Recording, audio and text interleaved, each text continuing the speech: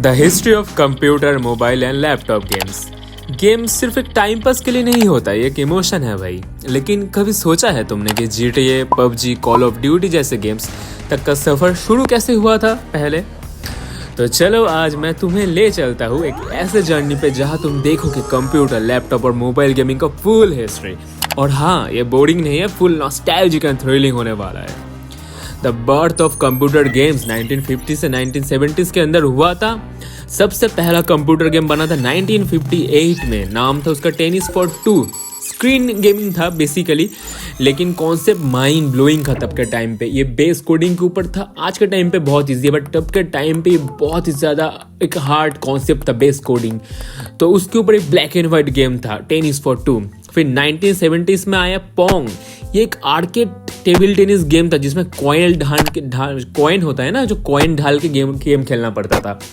अब इससे ही जो कॉन्सेप्ट आया ना, गैमलिंग गेमिंग का कॉन्सेप्ट इससे ही आया। ये कॉइन दे के, पैसा दे के गेमिंग करो, इस पोंग गेम से ही आया। उसके बाद आया स्पेस इन्वेडर्स 1978 में, जिसके लिए पूरा जापान और यूएस से दीवाना था। जैसे हमारे देश में लोग पबजी या फ्री फायर के लिए, लोग उस टाइम पे उस गेम के लिए 5-10 हज़ार रुपए दिया करते थे। सोच रहे हो कितना क्रेज था।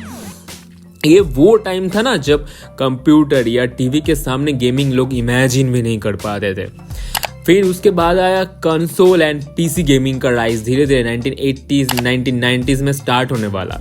एंड 1980s में आया जो निंटेंडो और सागा जैसे कंसोल्स। मैंने ये कंसोल्स इंडिया में कभी नहीं आए, बट ये कंसोल्स उस टाइम के यूएस और बाकी देश में बहुत ज़्यादा चाहिए था। यहाँ से होम गेमिंग का क्रेज स्टार्ट हुआ। होम में जो गेम खेलते हैं लोग अपने घर में बैठे। पहले के टाइम पे तो लोग कैफ़े में जाते थे और बहुत ही कम लिमिटेड जगह पे कैफ़े हुआ करता है, तुमको याद है। फिर आया था जो गेम्स, जैसे 1985 में आया सुपर मारियो। फिर आया डक हंट। ये डक हंट गेम तुम्हें याद है? मैं जब छोटा था ना, मैं बहुत खेलता था ये गेम। टीवी स्क्रीन में गेम लगाना पड़ता था हम लोग को, और डक उड़ता था और एक बंदूक दिया जाता था गेम में। उस बंदूक से दोनों मिलके हमें और मेरा एक दोस्त मिलके शूट करते थे, दोनों मिलके उस डक को। मैंने बहुत ही लेजेंडरी नॉस्टैल्जिक गेम है मेरे लिए। फिर इंडिया में 90s के किड के घर में मोस्टली मिलता था क्या, वीडियो गेम कैसेट वाला कंसोल।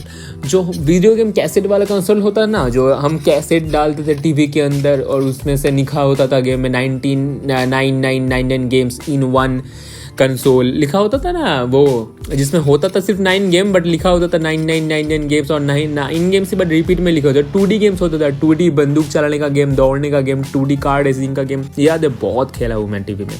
मेरे घर में ऑलरेडी एक है, मैं फोटो लगा दूंगा। उसके बाद पीसी में आया प्रिंस ऑफ पर्शिया 1990 में, जो बहुत ही पॉपुलर हुआ। फिर आया देव। विंडोज़ 95 याद आया तुम्हें? ये भीरे के, तारक मेहता का भीरे के ज़माने का विंडोज़ है, विंडोज़ 95। उसमें आया था डेव। फिर रोड रैश, अलादीन वाले गेम इंडिया में बहुत ज़्यादा वायरल हो गए।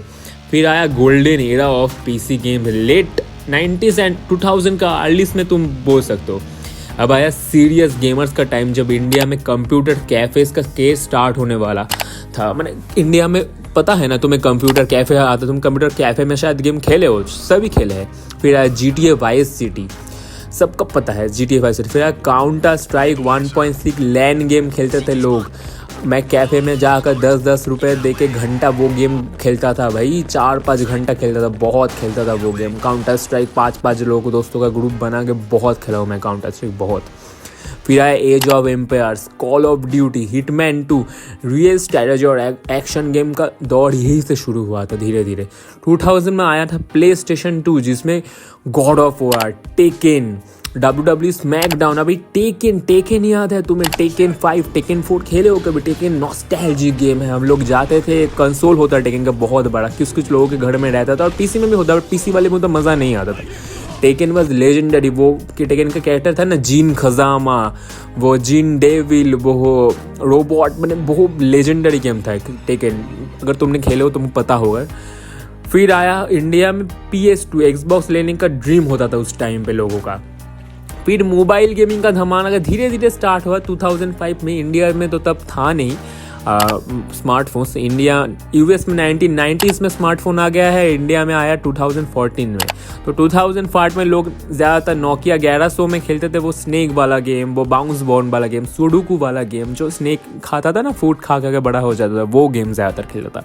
फिर आया स्मार्टफोन और उसके साथ क्रेजी गेम्स आया 2014 में, जब इंडिया में नया नया स्मार्टफोन आया, temple run, Subway surfers, angry bird. फिर दुनिया हिला देने वाला गेम आया clash of clans and Clash Royale, 8 ball pool, candy crush, और फाइनली लास्ट में आया क्या, फ्री फायर, पबजी, बीजीएमआई जैसे गेम इंडिया में हर गली, हर क्लासरूम, हर टेरिस पे लोग खेलते थे। तुम जाओ रेलवे स्टेशन पे, कहीं जाके बैठे, लोगों को तुम्हारा गन का आवाज़ सुनाई देगा, वो फ्री फायर एंड बीजीएमआई का। नॉस्टैल्जिक है। स्पोर्ट्स का एरा यहीं से शुरू हुआ है, लोग जब गेम से पैसा खेलना, पैसा कमाना स्टार्ट किया है। आज के टाइम में PS5, Xbox सीरीज़ और गेमिंग लैपटॉप्स अल्ट्रा रियल बना दिया है, मतलब गेमिंग को अल्ट्रा रियल बना दिया है। गेम्स जैसे GTA 5, cyberpunk 2027, red dead, graphics में मूवी के जैसा है भाई, मूवी के जैसा लगता है। और वो तो VR गेमिंग, मेटावर्स और क्लाउड गेमिंग जैसे कॉन्सेप्ट फ्यूचर में बहुत जल्दी आने वाले हैं।